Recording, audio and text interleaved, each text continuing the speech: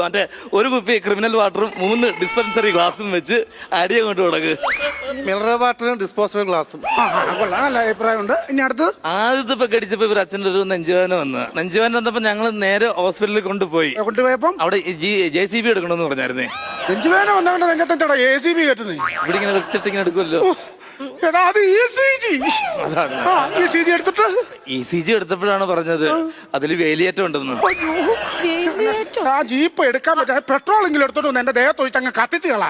വേലിയേറ്റം വന്നടാ, വേരിയേഷൻ, വേലിയേറ്റം. പക്ഷെ ഇപ്പൊ അവസാനം അറിഞ്ഞത് സൈലൻസർ അറ്റാക്ക് ആയിരുന്നു സാറേ. എടാ സൈലന്റ് അറ്റാക്ക്, അങ്ങനെ പറ.